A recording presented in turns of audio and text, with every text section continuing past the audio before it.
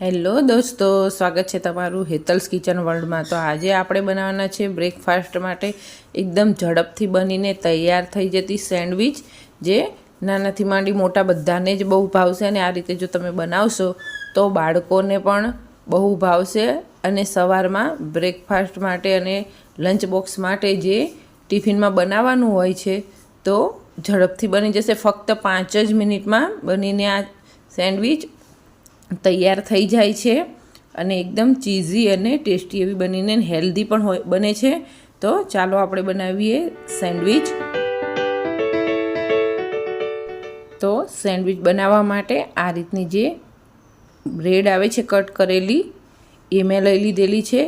જો તમારે એવી ન હોય તો એની જે કોર્નર આવે છે એ કટ કરી લેવાની। અને હવે હું એની ઉપર એક સાઈડ ગ્રીન ચટણી લગાવીશ। ગ્રીન ચટણી લગાવવાથી એકદમ સરસ ટેસ્ટ આવે છે, એટલા માટે હું એક સાઈડ જે ઘરે બનાવેલી આપણી ગ્રીન ચટણી હોય છે એ હું લગાવી દઈશ। અને બીજી સાઈડ હું શેજવાન ચટણી લગાવીશ। જો તમારી પાસે શેજવાન ચટણી ન હોય તો તમે ટોમેટો કેચઅપ પણ લગાવી શકો છો અને શેજવાન ચટણી પણ લગાવી શકો છો। તમને જે ટેસ્ટ ભાવતો હોય એ લગાવવાનું છે તમારે। અને બટર ભાવતું હોય તો પહેલાં એ પણ લગાવી શકો છો તમે। હવે હું ગ્રીન ચટણી જે સાઈડ લગાવી છે એ સાઈડે એકદમ પતલા કટ કરેલા ટમેટાં આ રીતે ગોઠવી દઈશ। તમે જોઈ શકો છો કે એકદમ પતલા પતલા જ કટ કરવાના, જેથી કરી આપણે બ્રેડમાં સરખી રીતે રહે। તો હું આ રીતે એકદમ પતલા કટ કરેલા ટમેટાં ગોઠવી દઈશ। અને હવે એની સાથે જ પતલી કટ કરેલી એકદમ કાકડી આપણે લઈ લેવાની છે। જો તમારે કાકડી ન ભાવતી હોય તો સ્કીપ કરવાનું, પણ કાકડીથી બહુ જ સરસ ટેસ્ટ આવે છે। અને જો તમારે બાફેલા બટેકા લેવા હોય તો એ પણ લઈ શકો છો, અને બાફેલા બીટ લેવા હોય તો એ પણ તમારે થોડું બાફી અને પછી આ રીતે પતલી પતલી સ્લાઈસ કરી દેવાની અને એને આ રીતે ગોઠવી દેવાની છે। એટલે તમે તમારા ચોઈસ પ્રમાણે વેજીટેબલ્સ લઈ શકો છો। હવે આપણે આની ઉપર જે પીઝા સિઝનિંગ આવે છે એ સ્પ્રિંકલ કરવાનું છે। આ રીતે થોડું મેં પીઝા સિઝનિંગને થોડું સ્પ્રિંકલ કરી દીધેલું છે। એટલે તમારા બાળકો જે રીતે જે વેજીટેબલ ખાતા હોય એ એડ કરી દેવાના એમના ચોઈસ પ્રમાણે। હવે આની ઉપર આપણે થોડા ચીલી ફ્લેક્સ સ્પ્રિંકલ કરી દઈશું। જો તમારા બાળકો માટે બનાવતા હોય અને તીખું ન ખાતા હોય તો ચીલી ફ્લેક્સ સ્કીપ કરવાના। હવે આની ઉપર આપણે ચીઝ એડ કરવાની છે।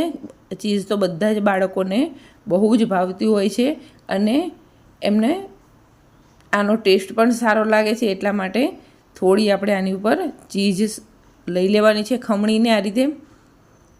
અને ચીઝ નાખવાથી સેન્ડવિચનો ટેસ્ટ એકદમ સરસ ક્રીમી બને છે અને ટેસ્ટી પણ લાગે છે। અને ચીઝ તો બધાને નાનાથી માંડી મોટાને બધાને જ બહુ ભાવતી હોય છે, એટલા માટે આપણે આ રીતે ચીઝ છીણીને થોડી લઈ લેવાની છે। જો તમારે પનીર એડ કરવું હોય તો પનીરના એકદમ નાના નાના ટુકડા કરીને પણ તમે એડ કરી શકો છો। તો આપણે ચીઝ છીણીને લઈ લીધી છે। હવે આપણે આની ઉપર થોડું ચાટ મસાલો સ્પ્રિંકલ કરી દેવાનો છે આ રીતે। અને આને હવે ઉપરથી આ રીતે થોડી બ્રેડને પ્રેસ કરી દેવાની છે। અને આપણો તવો ગરમ થઈ ગયો છે, તો તવા ઉપર આપણે જો તમારે બટર લેવું હોય તો બટર લઈ શકો છો અને ઘી લેવું હોય તો ઘી લઈ શકો છો। તમે તમારી ચોઈસ પ્રમાણે લઈ શકો છો। મેં થોડું ઘી લઈ લીધું છે, લગાવી દીધું છે એના ઉપર। અને હવે એની ઉપર આપણે જે આ સેન્ડવિચ તૈયાર કરીને રાખી છે એ ઉપર મૂકી દેવાની છે। ધીરેથી મૂકવાની, જેથી કરી આપણા અંદરના વેજીટેબલ્સ છે એ ખસી ન જાય એટલા માટે। અને હવે આપણે આને આ રીતે તવીથાની મદદથી થોડું થોડું પ્રેસ કરતું જવાનું છે અને ધીમા ગેસે શેકતું જવાનું છે। ફૂલ કે મીડિયમ ગેસ નથી રાખવાનો, કારણ કે જો એ રીતે રાખીશું તો આપણી સેન્ડવિચ બળી જશે, એટલા માટે આ રીતે ધીમા ગેસે કરવાનું છે, જેથી કરી આપણી સેન્ડવિચ એકદમ સરસ ક્રિસ્પી બને।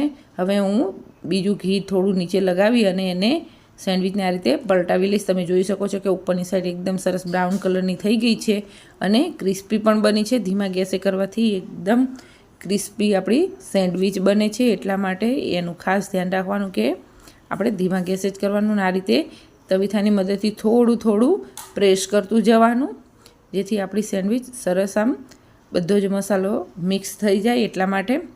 તો આપણી સેન્ડવિચ બનીને તૈયાર થઈ ગઈ છે। હું આની ઉપર જ આને કટ કરી લઈશ।